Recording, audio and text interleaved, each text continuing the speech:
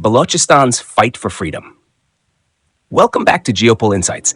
आज हम बात कर रहे हैं एक ऐसे रीजन की जो ज्यादातर मीडिया और दुनिया की नजरों से दूर रहा है, बलोचिस्तान, जो पाकिस्तान का सबसे बड़ा और सबसे मिसअंडरस्टूड प्रोविंस है।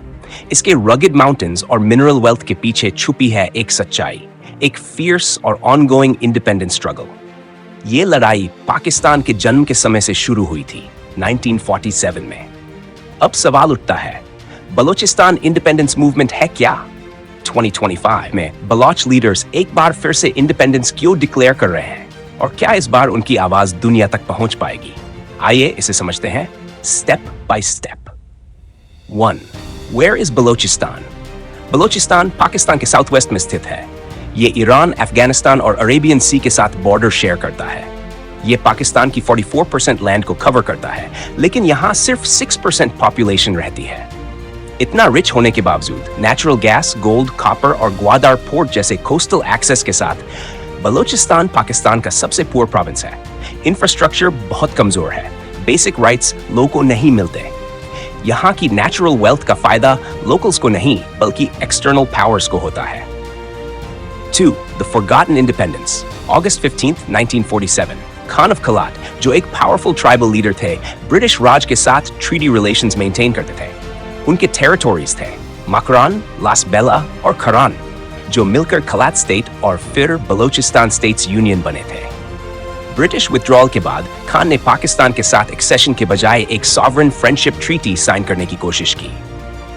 11 अगस्त 1947 को कलात और पाकिस्तान के बीच एक एग्रीमेंट हुआ जिसमें कलात को एक इंडिपेंडेंट और सॉवरेन स्टेट माना गया। लेकिन प्रॉब्लम तब शुरू हुई जब कलात की 3 फ्यूडेटरी स्टेट्स मकरान, लास बेला और खरान ने खुद पाकिस्तान से एक्सेशन की इच्छा जताई। मोहम्मद अली जिन्ना ने खान से भी वही एक्सपेक्टेशन रखी कि वो भी एक्सेशन साइन करें जैसे बाकी प्रिंसली स्टेट्स ने किया था। खान ने रिफ्यूज कर दिया और negotiations ministry of foreign affairs को सौंप दी गई। 1948 तक पाकिस्तान ने इन 3 फ्यूडेटरी स्टेट्स का एक्सेशन एक्सेप्ट कर लिया। कलत अब लैंडलॉक्ड और आइसोलेटेड हो गया। इस दौरान ऑल इंडिया रेडियो पर एक फॉल्स रिपोर्ट चली कि कलत इंडिया से ज्वाइन करना चाहता है। प्रेशर बहुत बढ़ गया। फाइनली खान को एक्सेशन साइन करना पड़ा। कलत अब इंडिपेंडेंट नहीं रहा और एक सॉवरेन बलोचिस्तान का सपना वहीं टूट गया। बलूच पार्लियामेंट ने इस पर ऑपोजिशन दिखाया और प्रोटेस्ट शुरू हो गए।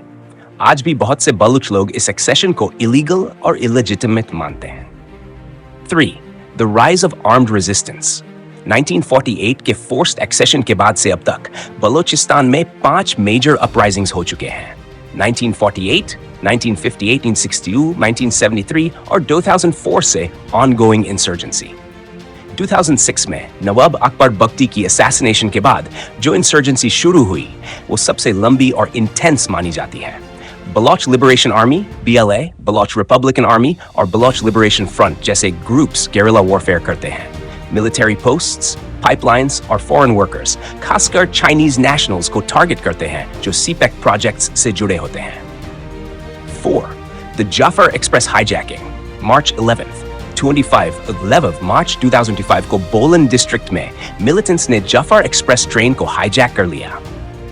हेवीली आर्म्ड BLA फाइटर्स ने ट्रेन के कई कंपार्टमेंट्स कंट्रोल में ले लिए और सिक्योरिटी पर्सनल को डिसआर्म कर हॉस्टेज बना लिया। उन्होंने डिमांड की पॉलिटिकल प्रिजनर्स को रिलीज किया जाए, मिसिंग पर्सन्स की लिस्ट पब्लिक की जाए और सिविलियन एरियाज में मिलिट्री रेड्स को रोका जाए। मिलिट्री की तरफ से रेस्क्यू ऑपरेशन हुआ। 5. Symbolic Declaration of Independence. मई 2025 को लंदन में एग्जाइल में मौजूद फ्री बलोचिस्तान मूवमेंट ने Symbolic Declaration of Independence sign किया।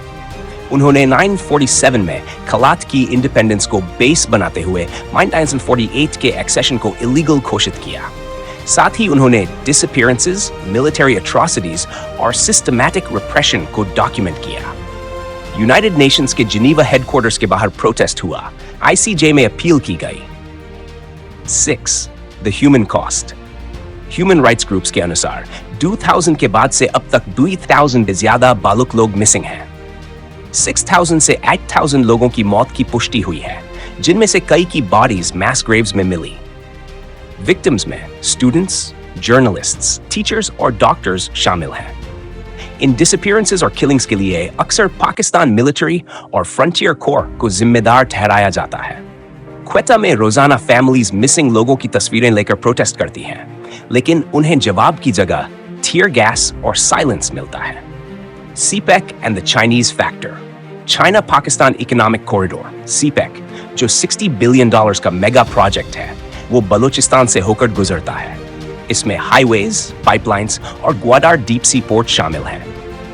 जहां दुनिया को ये डेवलपमेंट दिखता है, वहीं बलूच लोगों को लगता है कि ये ऑक्यूपेशन है दो एक्सटर्नल पावर्स का। लोकल फिशरमैन को उनकी ही कोस्टल वाटर से निकाल दिया गया है। विलेजेस क्लियर कर दिए गए हैं चाइनीज प्रोजेक्ट्स के लिए। चाइनीज वर्कर्स मिलिट्री प्रोटेक्शन में रहते हैं और लोकल सर्वेलेंस में। यही वजह है कि CP इंफ्रास्ट्रक्चर इंसर्जेंट्स का प्राइमरी टारगेट बन चुका है। 8. Global silence. इतनी सारी ह्यूमन राइट्स वायलेशंस और डिसअपियरेंसेस के बावजूद दुनिया मोस्टली साइलेंट है। पाकिस्तान एक न्यूक्लियर स्टेट है और साउथ एशिया में स्ट्रेटेजिक एलाय है। चाइना की इन्वेस्टमेंट और इन्फ्लुएंस के कारण ज्यादातर देश कुछ कहने से बचते हैं। बलूच मूवमेंट फ्रैगमेंटेड है, कई फैक्शंस हैं, कोई यूनिफाइड लीडरशिप नहीं। लेकिन 10 मई 2005 की सिंबॉलिक डिक्लेरेशन एक कोशिश है सबको जोड़ने और इंटरनेशनल लेवल पर रिकॉग्निशन हासिल करने की। 9. What lies ahead? बलूचिस्तान एक टर्निंग पॉइंट पर खड़ा है। मिलिटेंट्स कोऑर्डिनेटेड हो रहे हैं, मिलिट्री क्रैकडाउन्स बढ़ते जा रहे हैं, सिविलियन स्पेस धीरे धीरे खत्म हो रहा है। लेकिन एग्जाइल में बैठे और अपने ही घर में बंद किए गए बलूच लोग अब और तेज आवाज में बोल रहे हैं, जस्टिस, डिग्निटी और सेल्फ डिटर्मिनेशन की मांग कर रहे हैं। इतिहास में दूसरी बार उन्होंने खुद को फ्री घोषित किया है।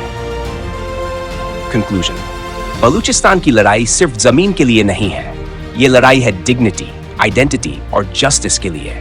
75 सालों से ज्यादा हो गए और अब भी डिसअपियरेंसेस, रिप्रेशन और ब्लडशेड जारी है। लेकिन बलूच वॉइस अब फेड नहीं हो रही, ये और तेज हो रही है। जस्टिस के बिना पीस संभव नहीं है और ट्रूथ के बिना जस्टिस नहीं आता।